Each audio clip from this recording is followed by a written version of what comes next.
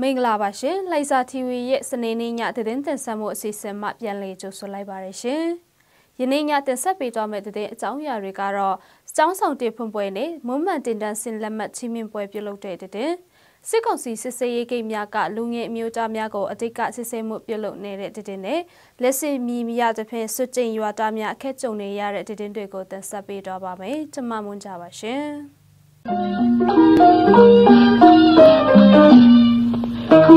Myen Institute of Education College ရဲ့ဖာကြီးကင်တိုင်ခမဆောင်တစ်ဖွင့်ပွဲနဲ့ PAT နဲ့ FAT Short Course တင်တန်းစင်လက်မှတ်ချီးမြှင့်ခြင်းအခမ်းအနားကိုဇန်နဝါရီလ22ရက်နေ့ကကျင်းပခဲ့တယ်လို့သိရပါတယ်။လွန်ခဲ့တဲ့နှစ်20ခန့်ကဆက်လုပ်ထားတဲ့ခမဟာရိုးရွံ့ဖြစ်စည်းနေပြီဖြစ်တဲ့အတွက်ယခုတစ်ဆောက်လုပ်လိုက်တဲ့ဖာကြီးကင်တိုင်ခမဟာလူပေါင်း600ခန့်ဝန်ဆန့်တဲ့ခမတစ်ကိုဖွင့်လှစ်တဲ့အခမ်းအနားကိုပြုလုပ်နိုင်ခဲ့တာဖြစ်ပြီး2019-2020 2020-2021 2021-2022 ပညာသင်နှစ်မူပြနဲ့အထက်တန်းပြဆရာဆရာမတွေကို9လတာကာလတင်ကြားခဲ့တဲ့မူမှန်တင်တန်းစင်လက်မှတ်ချီးမြှင့်တာကိုလည်းပြုလုပ်ခဲ့တာဖြစ်ပါတယ်။အခမ်းအနားမှာ KNO ပညာရေးဗဟိုဌာနတာဝန်ခံဗိုလ်မှူးကြီးဝနာရော်ထုံမှမင်းခွန်းပြောကြားပြီးမိုင်ဂျာယမြို့အထွေထွေအုပ်ချုပ်ရေးရုံးတာဝန်ရှိသူတွေဌာနအတီးတီးမှဖိတ်ကြားထားသူတွေမြို့မြဖတွေနဲ့အထူးဖိတ်ကြားထားတဲ့တာဝန်ရှိပုဂ္ဂိုလ်တွေတက်ရောက်ခဲ့တယ်လို့လည်းသိရပါတယ်ရှင်။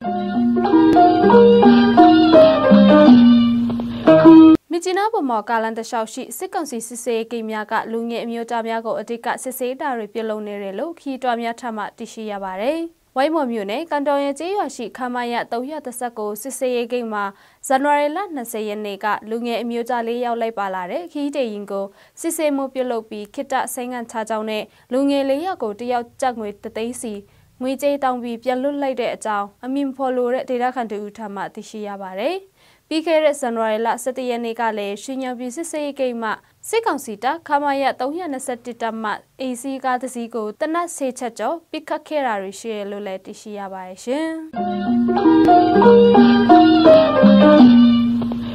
ပူတော်မြို့နယ်ရှိစစ်ဆောင်ပြည်သူများပူတော်အောင်စီတမ်စွကျင်ကျေးရွာတို့ပြောင်းရွှေ့တာ8လကြာပြီဖြစ်ပေမဲ့ယခုချိန်ထိလက်စစ်မီးနဲ့တောက်သုံးရည်မရရှိတဲတာကြောင့်အခက်အခဲများစွာကြုံတွေ့နေရကြောင်းရွာသားများထမှသိရှိရပါတယ်။ကျေးရွာအတွင်းရေတွင်း3ခုရှိပေမဲ့အဝီစီရေတွင်းတစ်ခုတာရှိတာဖြစ်ပြီးမနက်9နာရီမှ9နာရီခွဲညနေပိုင်း3နာရီဝန်းကျင်တွေတကြိမ်မီးဆက်နိုးပြီးရေခတ်ယူရတာကြောင့်ရေအလုံးလောက်မရတာကတကြောင်သက်စီစေးတက်ပြီးဝင်ငွေမရှိတဲ့အတွက်ရွာသားများအခက်မျိုးစုံကြုံနေရကြောင်းသိရပါတယ်။လွန်ခဲ့တဲ့အချိန်မှာတော့ပူတာအိုစစ်ဆောင်များကို WFP မှအတိတ်ကအခြေခံအစားအသောက်များကိုထောက်ပံ့ပေးနေပေမဲ့2021ခုနှစ်ဒီဇင်ဘာလမှစပြီးထောက်ပံ့တာရုပ်တင်သွားတာကြောင့်အစားအသောက်လည်းအခက်အခဲဖြစ်နေတယ်လို့ရွာသားတို့ကပြောပါတယ်။ယခုချိန်စွတ်ကျင်စစ်ဆောင်ပြည်သူများကအစားအသောက်ထောက်ပံ့ကြေးမရတော့တဲ့အတွက်တောင်ရစိတ်ခင်လောက်ကင်စားတော့ဖို့နေရမရှိတာကြောင့်အဓိကအစားအသောက်အခက်အခဲကြုံတွေ့နေရတာဖြစ်ကြောင်း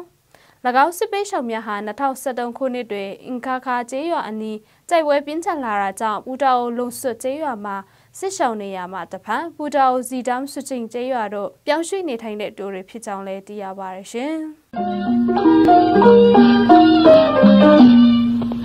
။လိုက်စာတီဗီရဲ့ဗမာပါရာဖြင့်သတင်းတင်ဆက်မှုအစီအစဉ်ကိုကြည့်ရှုနားဆင်သူပရိသတ်အပေါင်းကာယစိတ်ဓာတ်နှဖျားတော့ဒုက္ခပြီးဝပြီးကာယောဂအပေါင်းမှကင်းဝေးနိုင်ကြပါစေကြောင်းဆုမွန်ကောင်းတောင်းလိုက်ပါရရှင်။